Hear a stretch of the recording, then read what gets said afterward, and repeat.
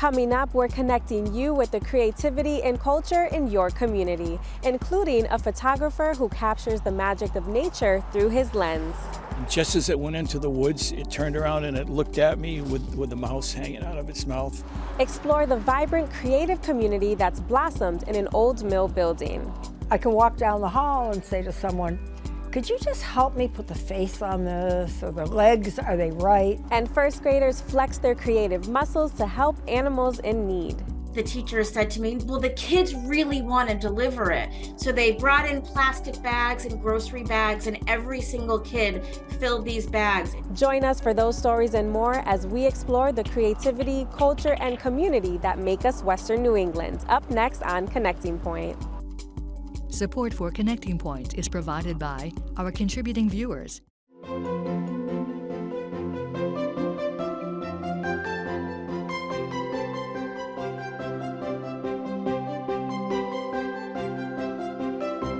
Welcome, and thanks for joining us for Connecting Point, your source for creativity, culture, and community. I'm Saidalis Bauer.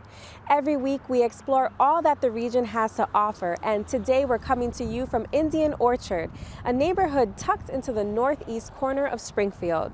Though it began as a mill town in the 1800s, this community found a second act as a hub for the local creative economy. Anchoring this reputation is Indian Orchard Mills, a formerly empty industrial building that's now home to a variety of talented artists, makers, and other creatives. We'll meet one of those artists a bit later, but our first story takes us to Hampshire County. Dale Monette has lived within a stone's throw of the picturesque Quabbin Reservoir for most of his life. With a keen eye, incredible patience, and a deep knowledge of his subject's behavior, Monette captures the magic of the Quabbin and its wildlife through the lens of his camera. Producer Dave Frazier joined Monette at the reservoir recently and shares his story. On a recent January morning, New Salem resident Dale Monette is doing what he does most mornings, heading down to the shores of the Quabbin Reservoir with a tripod and a backpack loaded with camera gear, looking for the next great wildlife image. It's in my blood, so to speak, because my great-grandparents had to sell their land and move out of North Prescott when they built the reservoir in the 30s. So it's always been a big part of my life. The Quabbin Reservoir is the largest inland body of water in Massachusetts. When full, it holds approximately 412 billion gallons of water and supplies Boston as well as several other communities, mostly in the eastern part of the state, with drinking water. When I was young, my father used to bring my younger brother and I down here, and we'd go out in the boat, and I was always amazed at how big it was and how clear the water was. Monette was 63 years old when he says he discovered his life's passion. He was 2 years shy of a 30-year career with the State Department of Conservation and Recreation when he realized he wanted to document the exquisite wildlife that had been his neighbor since he was a boy. So I started taking pictures, and after a year and a half, I had all these pictures, and I started selling the photos at craft shows, and it was just a natural to put a book together. The book contains images of landscapes, loons, moose, bald eagles, and coyotes. The latter prompted a story that Monette shared. There was a coyote that I had been seeing. I see it 3 or 4 years in a row in the same place. In this one particular time, it was coming down the shoreline about 60, 70 yards away from me. It spotted me, and it stood there and it looked at me, and it sat right down. And it looked right at me, and it stood up, and it heard something, and it jumped, and it caught a mouse. And just as it went into the woods, it turned around and it looked at me with the mouse hanging out of its mouth. Sometimes I'm just totally blown away when stuff like that happens, and that's what keeps me coming out here. Since that first book, Monette has produced 2 more, Voyagers, Visitors, and Home, and Genius of the Swamp, The Great Blue Heron. Each book a result of hours of time spent out in nature, waiting for that special moment. You have to have a lot of patience. You have to know the habitats of what you're looking for, and you have to be familiar with what you're going to go after to photograph. I don't like to get close to birds. That's where these telephoto lenses come in really, really good. And it depends a lot on the light, but mainly I just have to be ready. I shoot for the photographers, I shoot in manual mode.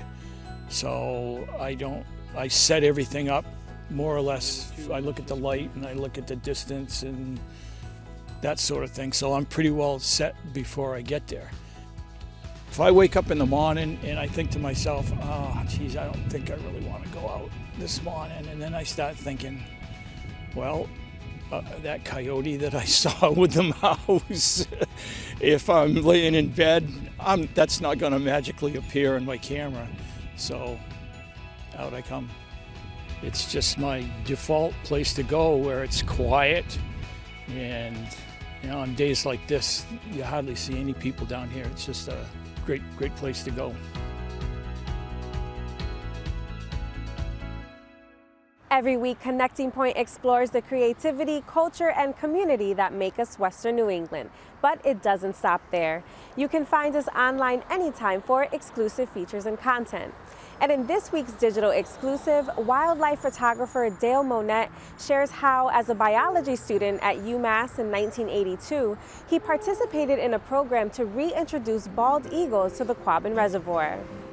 An eagle will imprint on an area like a salmon where it grows up.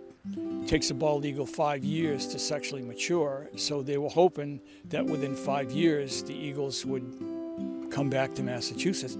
You can find that digital exclusive online right now at nepm.org/connectingpoint. This month, a new documentary will premiere at the Academy of Music in Northampton. Finding the Words, the story of Voices from Inside shares the story of a group of formerly incarcerated women who use the art form of writing to heal and find community. The film was produced in partnership with Voices from Inside, a local organization that's helped women overcome adversity through writing since 1999. I spoke with one of the filmmakers and one of the documentary's participants to learn more. We've done many readings at different colleges, recovery centers. Some workshops have been held in the jails and prisons. And what I realized talking to folks afterward is that it would change their perception on how they looked at currently and formerly incarcerated people.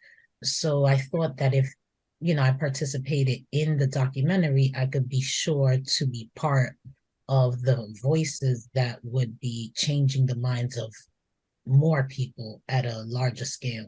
Tell me, what kind of impact can this type of art form have on an individual or even a community? How does it feel to be able to express yourself in this form?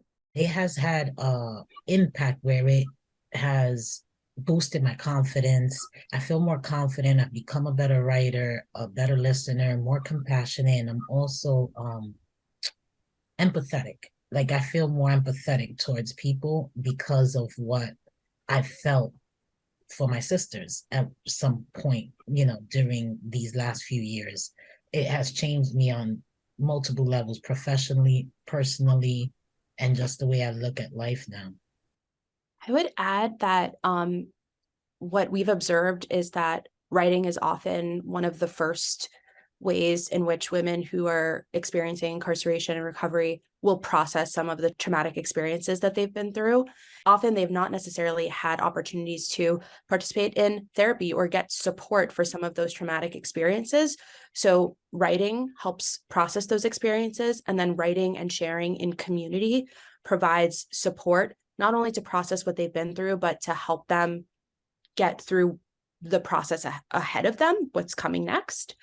And then in terms of community impact, I would also note that VFI has really had a ripple effect on the community. So it starts with these workshops with women who are in jails at the very moment that they begin the process, but it also brings those workshops outside of the carceral system and into communities, and then gives women a platform and stage to share their stories in ways that can inspire folks more broadly. One thing that I really got out of this documentary and the project is that the language that people can use really makes a difference. Words do matter, and it can affect the perception that people have. I am not just a mother, a daughter, a girlfriend, a wife, a partner, a witness, a criminal. I am not just a statistic. So tell me about that and how people should be mindful of what they say and how they say, especially when they're talking to and about individuals who have been incarcerated or in recovery. One thing that makes me cringe is when people will say ex-felon or this felon or inmate or ex-inmate. I think all of that type of language is dehumanizing. And if prison and jail is a place for rehabilitation, then the language is where you start. You don't call human beings all of these derogatory terms and think that that's going to make them flourish or be confident or feel like they're worth anything. I want to add, like, being part of the group has made me feel like my voice matters. And it has made me feel like I'm worth it. I'm worth, hearing out. You are. Thank you. Yeah, you we are. have often read for students that are going to become judges, lawyers. They're going into criminal justice fields, therapists, doctors. So I think that we've changed the perception of people that are also taking care of community members. And that, I think, is one of the biggest impacts it has made. I would add that on the film side, we were really intentional about the language we use to describe the experiences of the women that we feature. We use human first, people-centered language, which, as Jackie pointed out, we have to remember that people are people. Mm-hmm. And throughout the film, we really aim to center the women's voices. So in the documentary, we take you inside jails, inside women's homes or outside them during COVID, and into their communities so that you can hear directly from them. Running from the dealer, thinking this one's a keeper. You've become a thief. Lies, manipulation, deceit. Pity parties and broken homes. Secrets that chill you down to your bone. It's not my job to tell someone else's story. These women are telling their stories. They're doing so really beautifully. They're using the language that resonates with them. And I think if you don't have those experiences, it's your job to help amplify. And so this documentary will be watched by so many community members. What does it seek to do? What would be the key takeaway for viewers? I would say that all people are human. Like, that's first and foremost, and to have some compassion when dealing with folks. They expect people to come back into society, re-enter society, and be a contributing member of to that society. But how can they be if you put all these obstacles and barriers in their way in order to get their lives back on track? How are we supposed to make decent incomes in order to support our families? We still have to come home and take care of kids and things like that. So, it's bad enough that both have suffered abuses and trauma. To try to get everything back on track, add all these other things that we can't access, it's really not right. And who we are as a society,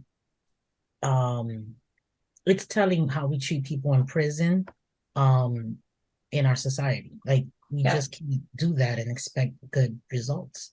One other takeaway, I think, is as to paraphrase Jackie, as Jackie says in the film, it's not that these women are bad people.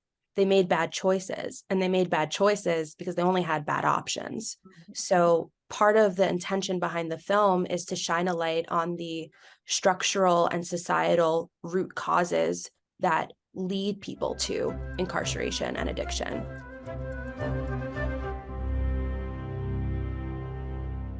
Like many former mill towns, the Indian Orchard neighborhood of Springfield is home to several empty industrial buildings. One of these buildings, now known as the Indian Orchard Mills, is home to a vibrant and eclectic community of local artists. In the first of a series of profiles on the creatives that call the mills home, producer Brian Sullivan meets up with stained glass artist Carol Russell. These old buildings may not be very eye-catching. They're big, square, comprised of millions of bricks, and built for industrial purposes. They harken back to a time when, if there was a waterway close by, In this case, the Chicopee River, mill buildings like these were sure to be within striking distance. But here in Indian Orchard, they're more than just big brick structures. They're part of its identity. We may not find the kind of industry that these buildings housed in the 19th century taking place today, but we will find some industrious people inside. People like Carol Russell. It's wonderful. I'm around people that enjoy art and craft, and all my work is original. And I'm a little sketchy with my artwork, so I can walk down the hall and say to someone, could you just help me put the face on this, or the legs, are they right? Because they're better artists than I am. But it's nice to just have them right near me. In the past, we visited a class in East Hampton where students made what are known as sun catchers. It's a great introduction for anyone new to the world of stained glass art, as well as a nice way to do an art project in a relatively short amount of time. These are not the types of projects that are being undertaken here, however. Well, you do a sun catcher, you get it done in an hour. Some of this work takes months to create. Anything I have in the studio here is just things when I had a moment or 2 weeks to do something on my own that I really liked. The rest of it is I'll never see again. It goes into homes. There's a number of businesses in the area I can look and see my work. Some people want nothing but bevels. Other people want geometric work, which I just finished and you saw. And there's other people that just want something totally creative. And a lot of it is the work that I'm known for, where the glass just flows. The common theme among artists is that it's a lonely existence. It's just their art and them, and maybe some music in the background. But Carol Russell has been fortunate to have family by her side carrying on this tradition, all the while maneuvering through some personal tragedy. I think it's wonderful to have a close family like that it goes on for a couple of generations. And I miss my daughter. She died tragically 3 months ago, and she was the jeweler. She did all the beautiful jewelry, and she was well known and very popular for her jewelry designs. They were one of a kind, made of glass. When she died, a lot of her work was halfway done, ready to go, and it's sad to see. And now my grandson, her son, works with me, who is a wonderful stained glass artist. Within the confines of this 300,000 square foot complex, there are also several non-art related businesses. But this spot has become one of the largest art colonies around. And twice a year, once in May and again in November, they host a public art show and gallery. Here's a little fun fact. This mill building that houses the gallery as well as several of the artists and artisans actually dates back to pre-Civil War time. And for the past 20 years or so, there's been a major influx of artists and artisans taking up residence in this building. The year 2023 makes it 25 years for Carol Russell. And that begs the question, what's next? I don't know. I tried to retire 3 years ago. Everybody sent me flowers and said, oh, that's wonderful. And my studio was rented out to someone else. And I said, no, I don't want to retire. There was nothing else that interested me.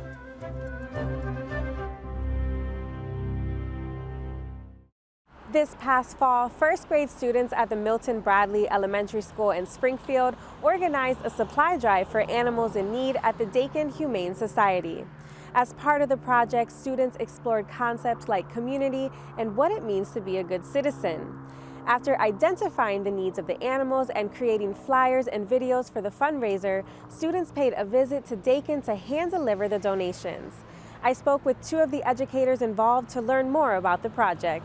All of the students in our school are very aware of Dakin because most of them pass it on their way to school, and they know exactly where it is. When we showed them the picture and the logo, every single student jumped up because they recognized it, and they were really excited to find out that they could do something to help their community.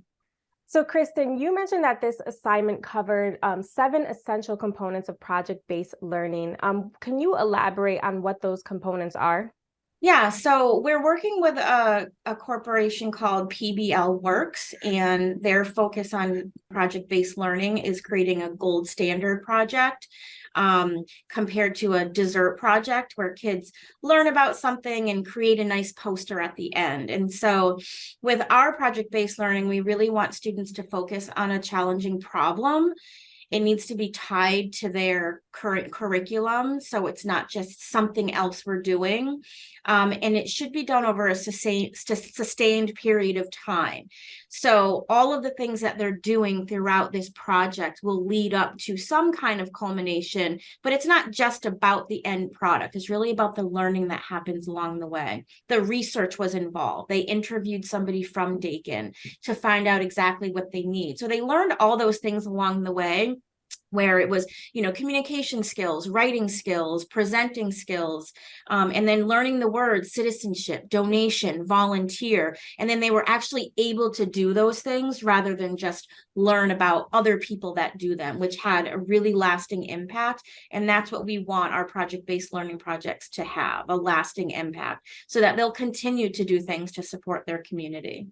I love that. I love how this project has included everything from like the basics of writing, communication, teamwork, community. It's just a lot of different elements. And you honestly can never start too young teaching these types of things. And Emma, I know that part of your social studies unit is community. Tell me why it's important to include this type of project-based and community-based learning in these early educational years. When the students are so young, it's hard to understand the concept of what community is. And so we like to start small and kind of build out. So we start with our classroom community at the beginning of the year and how they can be good citizens within the walls of our classroom.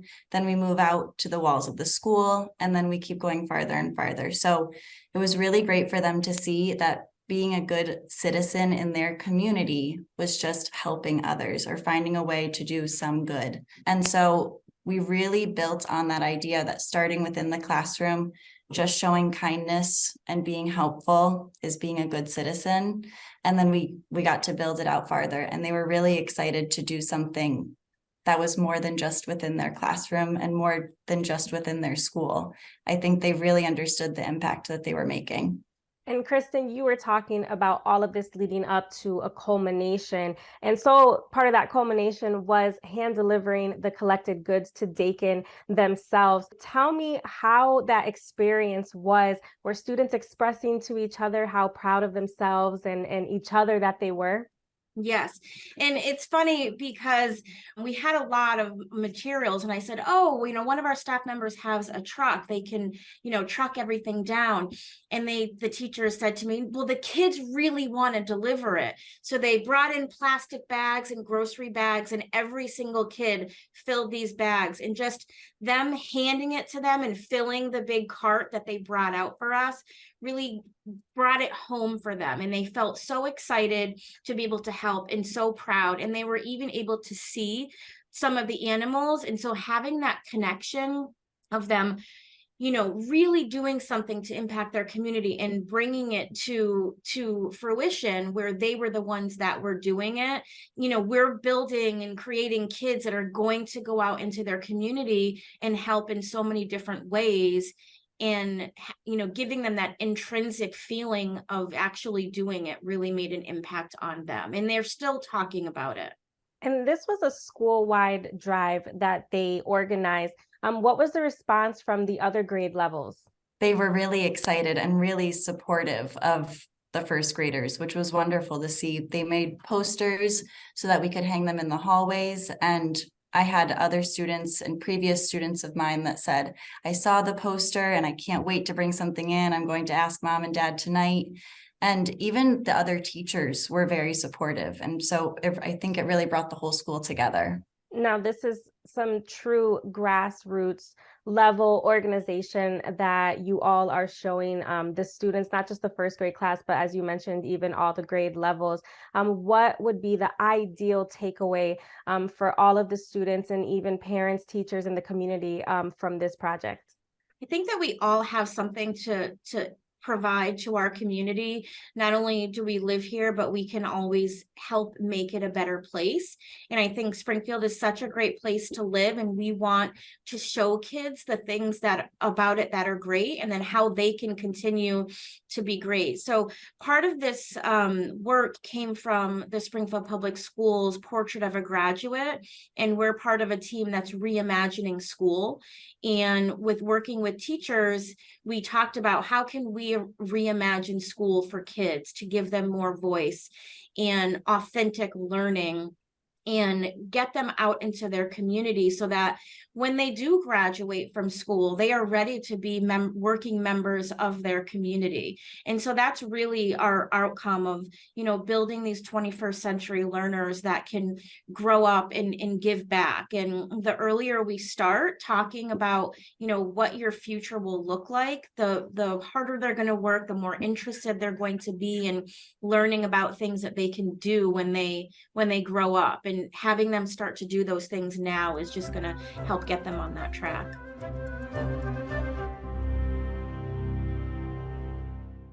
And that does it for this edition of Connecting Point.